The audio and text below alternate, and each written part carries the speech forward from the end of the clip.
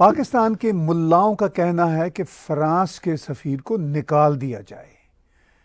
ये बात तो तालिबान भी नहीं कर रहे।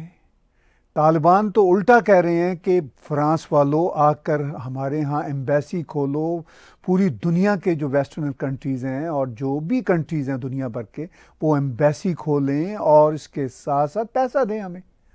मगर पाकिस्तान में ये कहा जा रहा है कि फ्रांस के सफ़ीर को निकाल दिया जाए। ये कोई नई बात नहीं, कई सालों से चल रही है। और फिर अप्रैल इसी साल में एक मुआहदा हुआ था गवर्नमेंट के बीच और तहरीक लब्बैक वालों के बीच, और जिसमें गवर्नमेंट ने भी उस मुआहदे में तस्लीम कर लिया था कि हाँ, हम इस मुआहदे को तस्लीम करते हैं, फ्रांस के सफ़ीर को निकाल दिया जाएगा। अब शेख रशीद पाकिस्तान के वज़ीर दाखिला कह रहे हैं कि अगर हम ऐसा करेंगे तो पूरा यूरोपियन वर्ल्ड हमसे नाराज़ हो जाएगा, पूरी वेस्टर्न दुनिया नाराज़ हो जाएगी।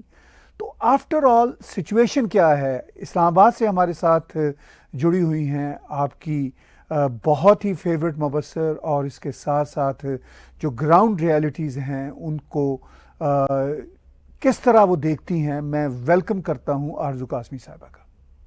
Thank you so much sir, आपने इनवाइट किया, बहुत जी शुक्रिया। वेलकम आरजू। ये बड़ी अजीबोगरीब बात है कि तालिबान कह रहे हैं फ्रांस को और पूरी वेस्टर्न वर्ल्ड को कि आइए प्लीज़ अपनी एम्बेसी को दोबारा से खोलिए, हमें पैसे दीजिए।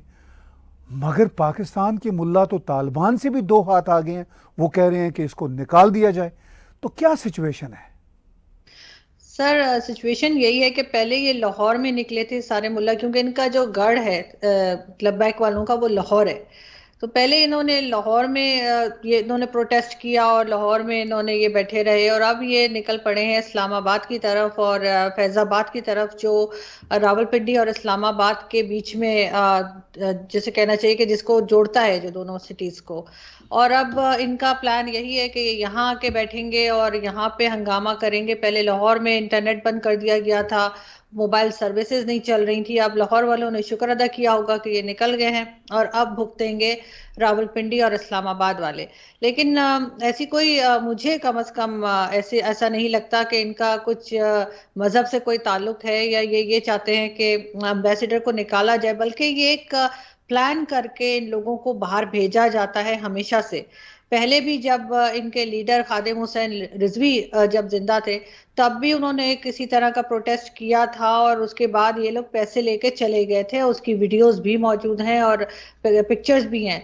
और हमारे आर्मी के ही लोग थे जो इनको एनवेलप्स बांट रहे थे। उसके बाद दोबारा इन्होंने एक बार प्रोटेस्ट किया, फिर ये बैठे कि जी फ्रांस के एम्बेसडर को निकाला जाए, और फिर इसी तरीके से बातचीत करके ये चले गए, और शायद इन्होंने कुछ ना कुछ पैसे भी लिए होंगे। पहले बार इनको शायद 1000 या 2000 दिए गए थे, फिर ज्यादा दे दिए होंगे। लेकिन कहा यही जाता है कि ये एस्टेब्लिशमेंट की तरफ से, यानी एस्टेब्लिशमेंट का भी कोई एक ग्रुप है, उसमें भी कई ग्रुप्स हैं एक्चुअली। एस्टेब्लिशमेंट में भी अलग अलग, कोई किसी को सपोर्ट करता है, कोई किसी को, तो वो लोग इनको भेजते हैं, और किसी किस्म का प्रेशर डालना होता है दूसरी साइड के ग्रुप के ऊपर या गवर्नमेंट पे, तो वो इनको भेजते हैं कि ये जाके वहां पे प्रोटेस्ट करें और ये धरने दें, ये बैठ जाएं, और ये एम्बेसीज के आगे जाके हंगामे करें।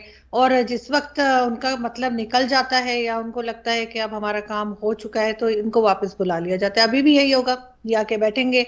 और जब जो भी इशू चल रहा है, जो कि आजकल काफी इश्यूज चल रहे हैं, आप देख रहे हैं कि किस तरह से DGISI की अपॉइंटमेंट हो रही है, कभी नहीं हो रही है, कभी बाजवा, मतलब बाजवा साहब अगर कह दें, तो मेरा नहीं ख्याल कि इमरान खान साहब की इतनी हिम्मत हो सकती है कि वो कहेंगे मैं साइन नहीं कर रहा। लेकिन वो तमाशा भी हमने देखा कि हुआ। और अभी रिसेंटली आज जो शाह महमूद कुरैशी साहब गए थे काबुल, तो वो काबुल वैसे तो उनको हो सकता है 2-4 दिन के बाद भी जा सकते थे, क्योंकि जो जिनकी नई अपॉइंटमेंट हुई है DGISI नदीम अंजुम साहब की, उनके बजाय वो पुराने जो है जनरल फैज, उनके साथ गए हैं। उसके ऊपर भी लोग काफी बातें कर रहे हैं और कह रहे हैं कि ये शायद ये भी कुछ चिढ़ाना चाह रहे हैं। वरना अगर वो जब चार्जेस संभाल लेते, नए जो आए हैं DGISI, तब भी जाया जा सकता था। लेकिन लग रहा है कि कहीं ना कहीं टेंशन अभी भी चल रही है एस्टेब्लिशमेंट और गवर्नमेंट के बीच में। आपने कहा कि टेंशन चल रही है, जो कि बहुत नेचुरल है उस टेंशन का चलना। देखिए बात यह है कि जनरल नदीम अंजम को खुले दिल के साथ प्राइम मिनिस्टर इमरान खान ने और बाकी पाकिस्तान की जो इस वक्त की सिविलियन सरकार है उन्होंने कबूल नहीं किया, तो वो खटास तो आ गई बीच में। और फिर आपने इशारा किया कि शाह महमूद कुरैशी कोर कमांडर पेशावर जो इस वक्त आर्मी ने जिनको बनाया है, यानी साबिक डीजी आईएसआई जनरल फैज़ हमीद, उनको साथ लेकर गए हैं। तो बहरहाल ये भी एक तरह के ऑप्टिक्स हैं और एक दूसरे को पैगाम दिए जा रहे हैं। मगर आरजू, जो मसला आपने अभी बयान किया कि ये जो मुल्लाओं के इस तरह के खेल होते हैं, इनके पीछे इस्टेब्लिशमेंट के कोई ना कोई फैक्शन होते हैं। चूँकि पाकिस्तान की इस्टेब्लिशमेंट एक पेज पे नहीं है, हम वाज़े तौर पर देख रहे हैं। इसी मामले पे देख लीजिए, जनरल फैज़ हमीद के मामले पर, उसमें भी हमें नज़र आया कि इस्टेब्लिशमेंट भी एक पेज पर नहीं है। लेकिन लगता यही है कि इस्टेब्लिशमेंट का जो मेन ग्रुप है, जो चीफ द आर्मी स्टाफ जिसको रन कर रहे हैं, वो बहरहाल हावी है। इस सारी सूरत हाल में इन मुल्लाओं को आगे किया जा रहा है।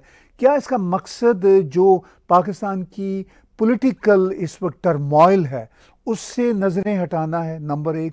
नंबर दो, क्या अफ़गानिस्तान के मसले को थोड़ा सा अंडर द कारपेट करना है?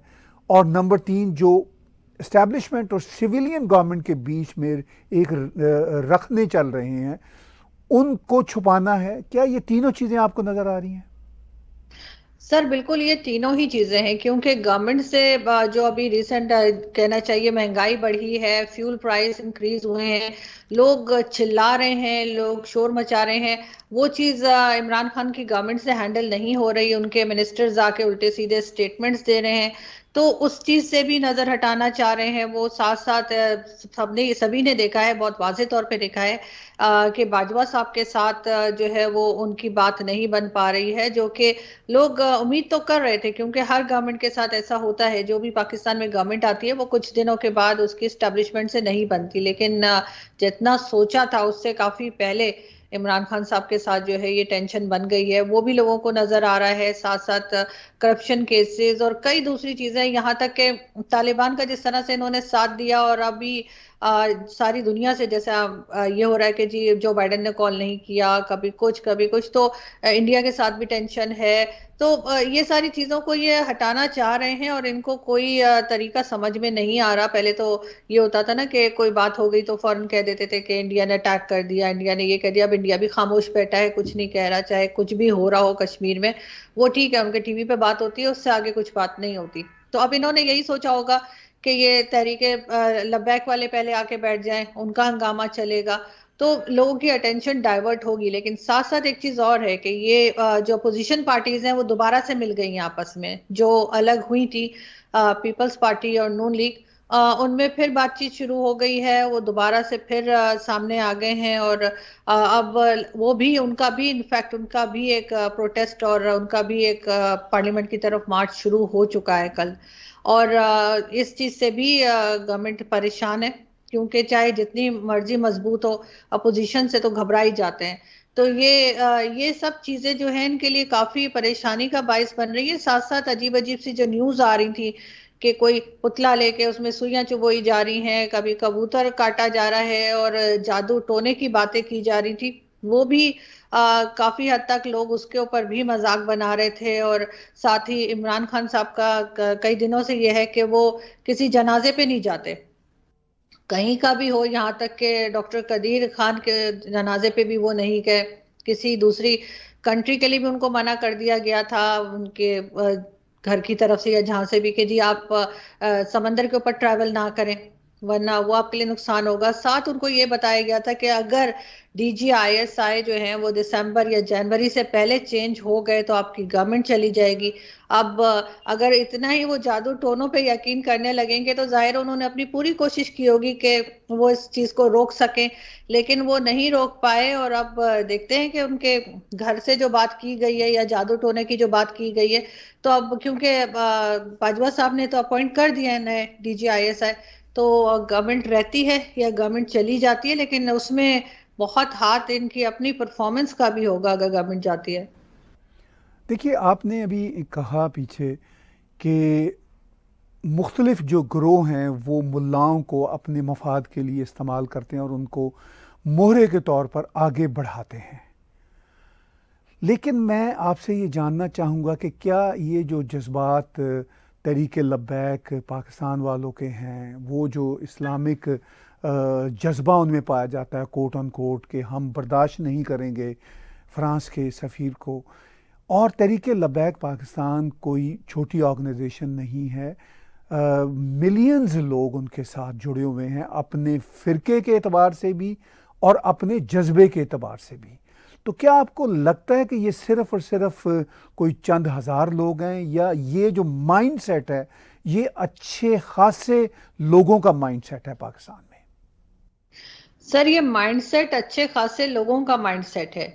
ऐसा नहीं है कि सिर्फ एस्टेब्लिशमेंट या कोई ग्रुप इनको इस्तेमाल कर रहा है, बल्कि ये लोग इसी तरह की मेंटालिटी के हैं, ये इसी तरह से सोचते हैं और इसी तरह से बिहेव करते हैं। मैं एक एक छोटी सी आपको एक एग्जांपल देती हूँ कि अभी रिसेंटली आपको याद होगा कि केपीके में एक मंदिर को तोड़ दिया गया था और उसका काफी नुकसान किया गया था। फिर गवर्नमेंट ने कहा कि जी हम रेनोवेट करेंगे, और गवर्नमेंट ने उसको रेनोवेट किया भी था। तो उसके ऊपर काफी लोगों को अरेस्ट किया गया था, जिनके जो फुटेजेस में नजर आए थे, जिनकी वीडियोस मौजूद थी। अब उनको कहा गया है कि वो 2 करोड़ देकर, यानी सब लोग मिलके 2 करोड़ देंगे और वो फाइन भर के और उनको छोड़ दिया जाएगा। लेकिन अगर यही चीज किसी हिंदू ने कोई मस्जिद तोड़ दी होती, तो क्या हम ऐसा देखते कि वो फाइन भरे और वो चला जाए? नहीं, ऐसा कभी नहीं होता। ये तो उसको मार डालते, उसका पूरा खानदान जला देते, किसी को नहीं छोड़ते। लेकिन यहाँ पे ये दोगली पॉलिसी चलती है, और पाकिस्तान में खास तौर पे जितना जबरदस्त तरीके से मजहब सेल किया जाता है, उतने तरीके से और कोई चीज नहीं होती। ये मौलवी जो हैं, इनको हर कोई इस्तेमाल कर लेता है और ये हो भी जाते हैं बहुत आसानी से। अगर एस्टेब्लिशमेंट चाहेगी या कोई भी दूसरा ग्रुप चाहेगा, इनको पेमेंट हो जाएगी और कहेंगे कि किसी भी रोड पे जाके तुम बैठ जाओ, इतने दिन बैठना है, तुम्हारा खाना पीना भी हम देखेंगे, तुम्हारे खर्चे भी हम देखेंगे, तो ये आ जाते हैं। इसमें कोई मजहब का जज्बा या कुछ नहीं होता। हाँ, ये जरूर है कि जो आम पब्लिक होती है, जिसे बेवकूफ बनाते हैं मजहब के नाम पे, वो जरूर उस जज्बे से आ जाते हैं कि जी हाँ जी, बड़ा गलत हो गया, फ्रांस में ऐसा हो गया। लेकिन यही जज्बा और यही जो गैरत ये दिखा रहे हैं, ये उस वक्त कहाँ चली जाती है जब सऊदी अरब कुछ कहता है। सऊदी अरब के किंग ने आपको जो क्राउन प्रिंस हैं, उन्होंने, आपको याद होगा कि उन्होंने कहा कि हदीस के बारे में स्टेटमेंट दिया कि बहुत सी ऐसी जिस पर बिलीव नहीं करते। ना कोई सऊदी अरब के सामने गया, ना किसी ने सऊदी अरब का बायकॉट किया, ना कहा एम्बेसडर निकाल दो, ना इस तरह के धरने हुए, कुछ नहीं हुए। तो फिर इसका तो साफ मतलब यही निकलता है, जो मेरे जैसा सादा इंसान भी समझ सकते हैं कि ये सिर्फ ड्रामा कर रहे हैं, इसके अलावा कुछ नहीं।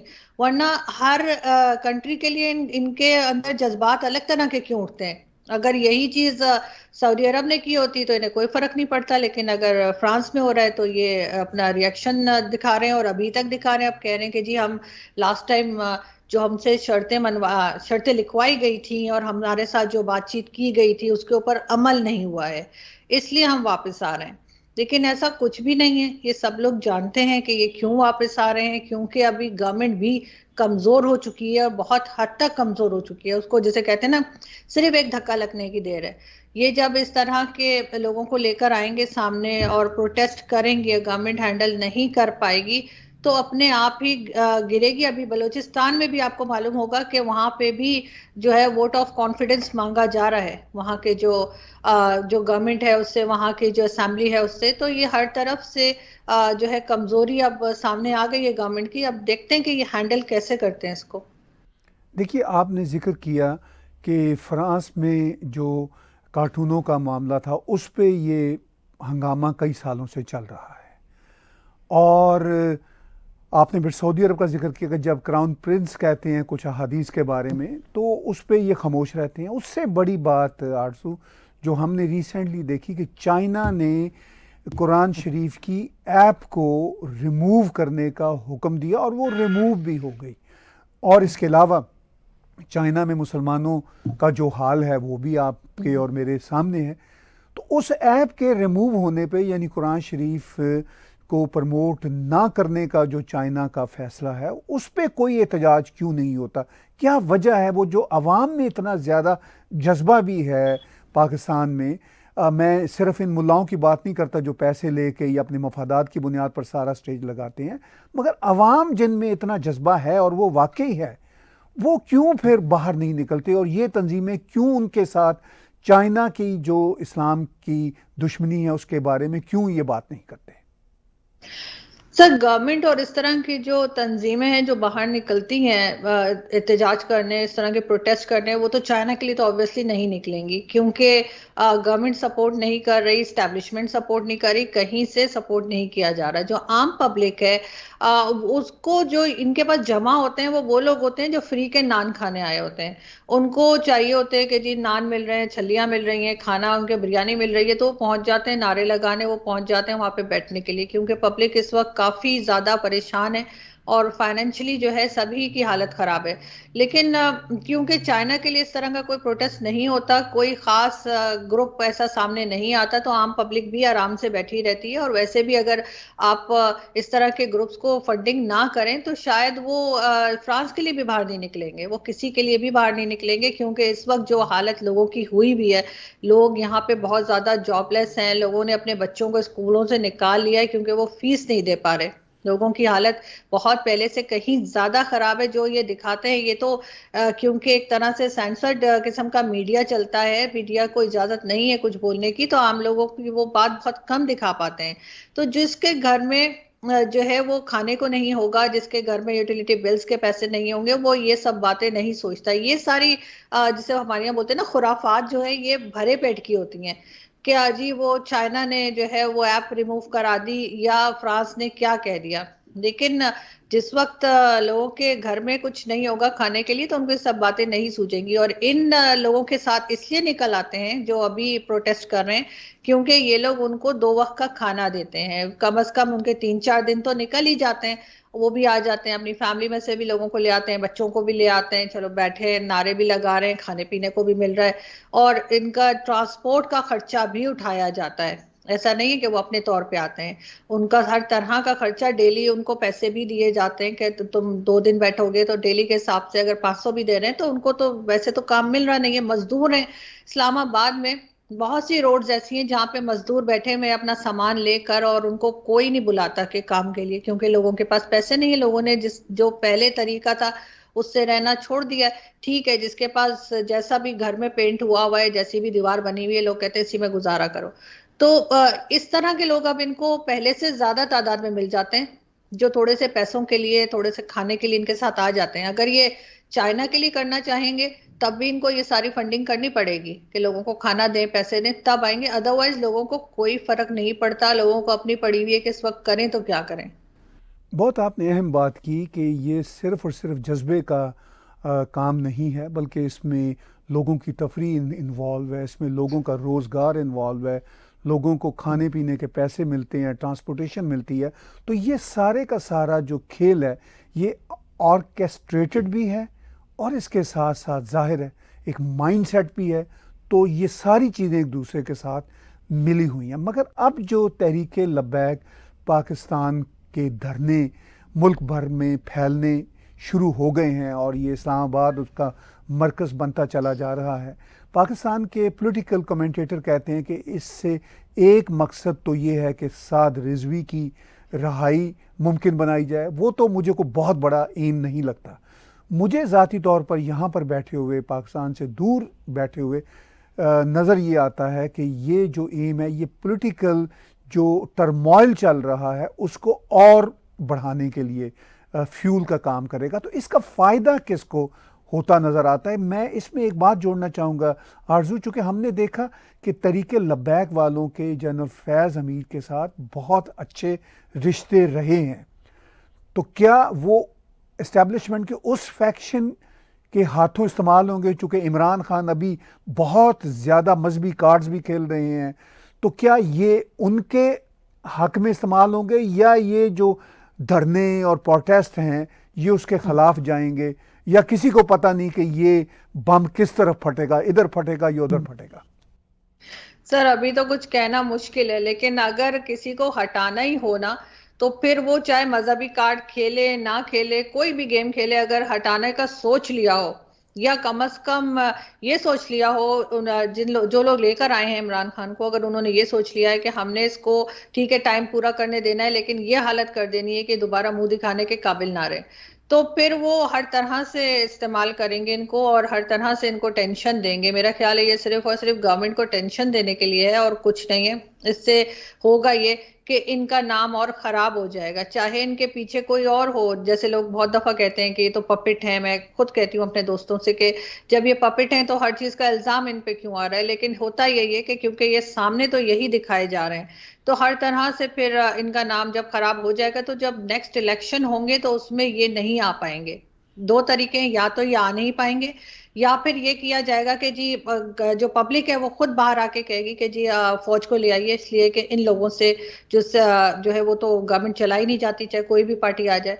मगर हो सकता है कि ज्यादातर चांसेस यही है कि पीपल्स पार्टी को आगे लाया जा रहा है और इस वजह से उनको ज्यादा सपोर्ट किया जा रहा है। लेकिन ये चीज सिर्फ और सिर्फ अगर नुकसान करेगी तो वो इमरान खान की गवर्नमेंट को करेगी और किसी चीज को नहीं। क्योंकि जब हर तरफ रोड बंद होगी, हर तरफ लोग जो थोड़े बहुत जिनकी जॉब्स रह गई वो जा नहीं पाएंगे, तोड़ फोड़ होगी जो कि पहले भी हुई थी। ये लोग कहते यही है कि हम प्रोटेस्ट बहुत आराम से करेंगे तो कोई किस्म का नुकसान नहीं होगा, लेकिन ऐसा होता नहीं है। नॉर्मली ये तोड़फोड़ भी करते हैं, नुकसान भी करते हैं। तो ये सब कुछ होगा और जाहिर है कि वो नेगेटिव पॉइंट्स जाएंगे इमरान खान के खाते में। पहले ही सारी दुनिया हमसे नाराज है, चाहे अमेरिका हो चाहे इंडिया हो, इवन चाइना भी नाराज है। तो अगर ये यूरोपियंस भी नाराज हो गए और इनकी इन हरकतों की वजह से, और कुछ ना सही लेकिन एम्बेसी में जो लोग रहते हैं, यहाँ पे जो एम्बेसीज हैं पाकिस्तान में, इस्लामाबाद में जो एम्बेसीज हैं, वहां पे जो लोग हैं वो अगर नाराज हो गए तो वो जाहिर है वो रिपोर्ट तो बना के भेजेंगे अपनी कंट्रीज को कि यहाँ पे ये हो रहा है। तो उससे नाम ही खराब होगा और कुछ नहीं होगा। एफएटीएफ में ये पहले ही फंसे हुए, इनका ख्याल था कि शायद टर्की इनका साथ देगा, लेकिन सुनने में तो यही आ रहा है कि टर्की खुद अब ग्रे लिस्ट की तरफ चल पड़ा है और इनको एक नई मुसीबत का सामना है। लेकिन प्रॉब्लम यह है कि ये जो दो ग्रुप हमेशा से ही रहे हैं, एस्टेब्लिशमेंट के दो ग्रुप हमेशा से ही रहे हैं। जब शुरू से बाजवा साहब की भी जब इन्होंने एक्सटेंशन की थी उसी वक्त कहा जा रहा था कि बहुत लोग नाराज हैं, लेकिन अब इनको ये उस वक्त बात समझ में आई नहीं और अब जो है वो इनके हाथों से वो चीज निकल चुकी है। अब सिर्फ और सिर्फ यहाँ पे बात खराब होती हुई ही नजर आ रही है। डॉलर रेट ऊपर से ऊपर जा रहा है, पेट्रोल प्राइस सुना है कि 2 दिन के बाद 10 रुपए और बढ़ा रही है।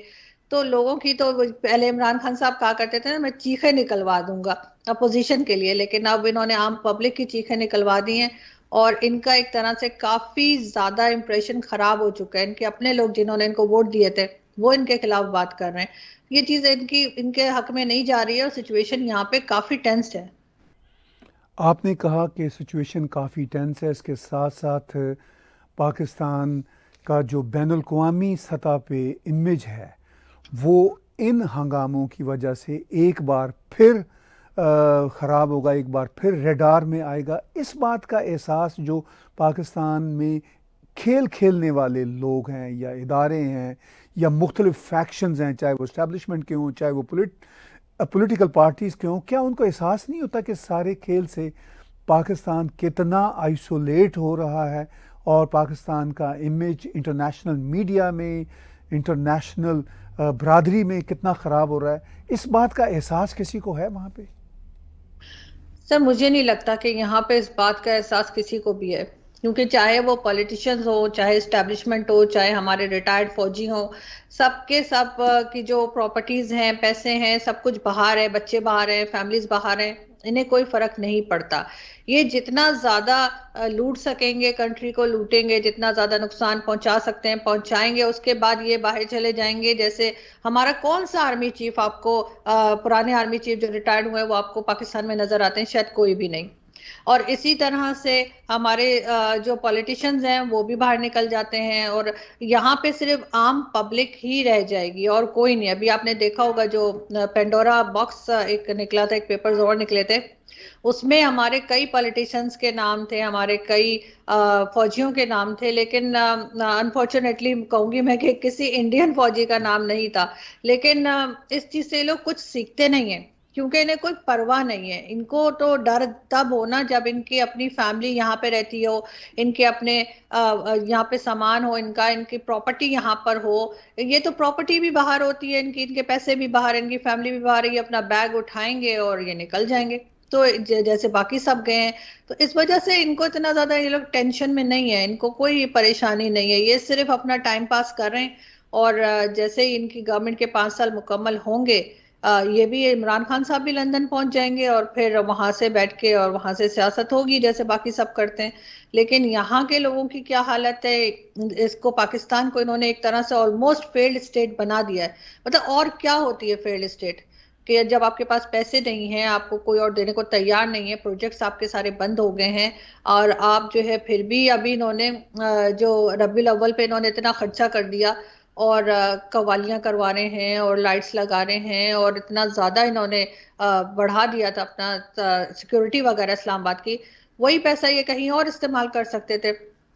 आईएमएफ ने अपने नई शर्तें इनको दी हैं और काफी टफ है मेरे ख्याल से, मैंने सुना तो यही है कि उन्होंने और कहा है टैक्सेस लगाओ और ज्यादा जो है वो बिल बढ़ाओ, चाहे बिजली का हो चाहे फ्यूल प्राइस हो, हर चीज में इन्होंने कहा है। लेकिन इनको तो कोई फर्क पड़ता नहीं है, क्योंकि ये तो उन लोगों में शुमार होते हैं ना, हमारे सारे पॉलिटिशियंस, सारे जो रिटायर्ड फौजी हैं या हाजिर सर्विस फौजी जो बड़े स्केल्स पे लगे हैं, चाहे वो सिविल इदारों में लगे हों, ये तो उनमें शुमार होते हैं जो चीज खरीदते वक्त ना तो टैग देखते हैं और ना ही पूछते हैं कि कितने की क्या चीज है, इन्हें क्योंकि कोई फर्क ही नहीं पड़ता। लेकिन आम आदमी जो है वही फंसेगा। और ये बिल्कुल पूरी तरह से जब एक बल्कि मैं हर बार एग्जांपल देती हूँ आदिश कावस जी साहब की, जो जर्नलिस्ट है कराची में, डॉन के लिए लिखा करते थे, आई एम श्योर आप जानते होंगे। वो मुझे कह रहे थे, कोई मेरे ख्याल 10-11 साल पहले उन्होंने मुझे कहा था कि ये फेल्ड स्टेट की तरफ जा रहा है। और उन्होंने कहा कि 25 साल में ये फेल्ड स्टेट की तरफ पाकिस्तान चला जाएगा। और उस वक्त मुझे हंसी आई थी और मैं कहती है कैसी बात कर रहे हैं। और जब मैंने हसन निसार साहब से जिक्र किया तो वो कहने लगे कि वो टाइम ज्यादा बता रहे हैं, लेकिन ये कि वो बिल्कुल ठीक कह रहे थे। और आज हमारी वही हालत है और उसके जिम्मेदार हम खुद हैं, कोई दूसरा नहीं है। ना हमें किसी ने, ना बांग्लादेश ने हमें कोई नुकसान पहुंचाया, ना चाइना ने, ना इंडिया ने, लेकिन ना अफगानिस्तान ने। ये हमारे खुद अपने किए हुए करतूत हैं जो हमारे सामने आ रहे हैं। देखिए, आपने कहा कि ये पाकिस्तान में जो वहाँ की एलीट है उनके किए हुए करतूत हैं जिनकी वजह से कौम का ये हाल है। इंटरनेशनल लेवल पे आइसोलेशन इस इंतहा की हो चुकी हुई है। इमरान खान तो बहुत सारे दावे करके आए थे कि आईएमएफ से हम कर्जे नहीं लेंगे, मैं 200 बिलियन डॉलर लाऊंगा, मैं इस मुल्क में रवादारी कायम करूंगा। मगर आज हम देखते हैं कि उनकी अपनी हुकूमत के लोग बेइंतहा करप्शंस में इन्वॉल्व हैं। जो पेंडोरा पेपर्स आए सामने उसमें पता चला कि उनके इर्द गिर्द के लोग किस इंतहाओं तक करप्शन में पहुंचे हुए हैं। और फिर जो वो रवादारी की बात करते थे वो कहीं पर हमें नज़र नहीं आई, सिवाय उन्होंने 2-4 पॉलिटिकल कार्ड खेले। और अब ये है कि वो बिल्कुल ही फेल्ड हुकूमत के तौर पर सामने आ चुके हैं। इसका अंजाम क्या होगा? ये जो सूरत हाल है, इतनी कॉम्प्लेक्स सिचुएशन है, एक तरफ तालिबान खड़े हैं, वो भी कोई पाकिस्तान के साथ हक में नहीं है, चीन भी पीछे हट गया, अमेरिका और अरब भी साथ नहीं रहे, और इसके साथ साथ अंदर की जो चपकलशें हैं वो भी बढ़ती चली जा रही हैं। तो अंजाम क्या होगा? सर पता नहीं, अंजाम का तो मैं कुछ कह नहीं सकती। लगता तो यही है कि या तो ये जो नई गवर्नमेंट जो भी आएगी इनके जाने के बाद, उसके लिए बहुत ज्यादा चैलेंजेस होंगे, समझ में कुछ नहीं आएगा कि क्या करें और क्या ना करें। या फिर ये कि फौज ही दोबारा आ जाएगी, और अभी भी फौज है वैसे, फौज अभी जैसे कहना चाहिए बैक स्टेज काम कर रही है, फिर खुल के सामने आ जाएंगे और लोग खुद कहेंगे कि जी आप ले आइए आर्मी को, इसलिए कि इनसे तो संभल नहीं रहा है। लेकिन साथ साथ मैं ये भी देख रही थी कि जो आम लोग हैं, आप समझिए जैसे कोई ठेले वाला है, कोई अगर मोची है, या कोई कोई भी ऐसा काम आप सोच लें जिसमें कोई खास पढ़ाई लिखाई नहीं की होती पाकिस्तान में, जिन लोगों ने, अगर आप उनसे भी बात करें, क्योंकि मैंने 2-4 लोगों से बात की, बल्कि उनकी बातें सुनी भी मैंने जो दूसरों से कर रहे थे, तो वो सारा इल्जाम जो है वो एस्टैब्लिशमेंट पे लगा रहे थे। और खैर इमरान खान की गवर्नमेंट को तो कह ही रहे थे, लेकिन उनका ये भी कहना था कि जी हमारी फौज जो है वो उसने बहुत नुकसान किया है मुल्क का, और वो बहुत जो है करप्शन की है, और तरह तरह की बातें वो लोग कर रहे थे। और मैं बड़ी हैरान हुई और बल्कि मुझे काफी खुशी भी हुई। तो मैंने अपने एक दोस्त से कहा कि मीडिया को तो ये रोक देते हैं मीडिया से कहते हैं बात ना करो, मीडिया से कहते हैं कुछ बोलो नहीं, हम उनके ऊपर फाइन कर देंगे, ये कर देंगे। लेकिन इन लोगों का मुंह कैसे बंद करेंगे जो सड़क पे बैठ के एक मोची है वो जूते बना रहा है, कोई एक छल्ली वाला है, कोई सब्जी वाला है। अगर इनकी समझ उन लोगों तक को आ गई है तो फिर किस तरह से रोका जाएगा, उन लोगों की जबानों को किस तरह से रोकेंगे? इसका सिर्फ यही है कि ये खुद सुधर जाएं, जिसके लिए मुश्किल लग रहा है, क्योंकि इनका ख्याल था कि इमरान खान जो फंड्स ला सकते हैं, क्योंकि फंड मांगने में तो उनका मुकाबला कोई कर नहीं सकता हमेशा से, तो उनका ख्याल था ये बहुत पैसे ले आएंगे दूसरी कंट्रीज से और बहुत फंड आ जाएगा, जिसके बाद हम कहेंगे कि जी हमें बड़ा खतरा है भारत से, और फिर हमारे इधर से हम सामान अपना लेना शुरू करेंगे, हथियार और ये वो सब कुछ हो नहीं पाया। इनके लिए ये एक नाइटमेयर सा बन के रह गया खान साहब, और जो इन्होंने सोचा था उससे बिल्कुल उलट हुआ।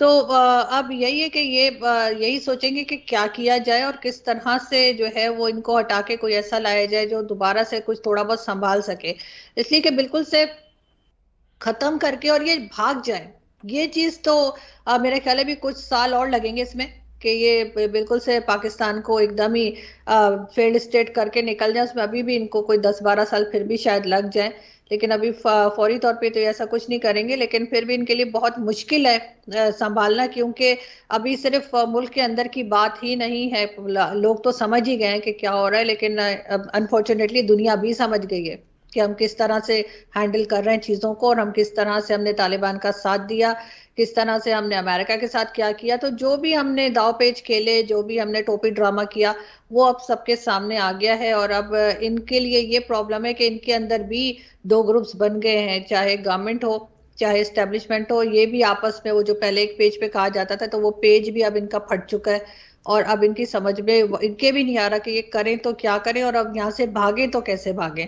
क्योंकि अब इनको यही एक रास्ता रह गया है कि ये सब आहिस्ता आहिस्ता एक एक दो दो करके यहाँ से निकलना शुरू करेंगे। आखिर में मैं जानना चाहूँगा आपसे कि इमरान खान की इस सरकार का इमीडिएट फ्यूचर आपको क्या नज़र आता है, क्योंकि ये तो मैं ज़ाती तौर पर समझता हूँ और मेरी कन्विक्शन भी है कि इमरान खान हो या इस तरह के जो भी पॉलिटिशियंस हों, वो इस्टेब्लिशमेंट की ज़रूरत रहते हैं। इस वक्त वो इक़्तिदार में हैं, इनकी छुट्टी हो जाएगी किसी न किसी तरह से, फिर ये इस्तेमाल होंगे इस्टेब्लिशमेंट के किसी और गिरोह के हाथों। इस सारी सूरत हाल में इस वक्त की जो सरकार है वो क्या आपको पीपल्स पार्टी की सरकार से रिप्लेस होती नज़र आती है, या ये इस्तीफ़ा देते नज़र आते हैं, या अगले इलेक्शन तक ये लूली लंगड़ी हुकूमत चलेगी और फिर एक नई सरकार जो ऑफ कोर्स इनकी तो लगता नहीं आएगी? क्या सूरत हाल आपको वहाँ पे बैठे दिखती है? सर पता नहीं क्या बात है, लेकिन जब इमरान खान साहब की गवर्नमेंट आई थी ना शुरू में, पहले जब इलेक्शन जीत के और इन्होंने अपनी सरकार बनाई थी, उस वक्त ही लोग कह रहे थे कि इनको ये बता दिया गया है कि तुम्हें 4 साल रहना है, 5 साल नहीं, चौथे साल में तुमने रिजाइन कर देना है या फिर असेंबलीज को डिसॉल्व कर देना है।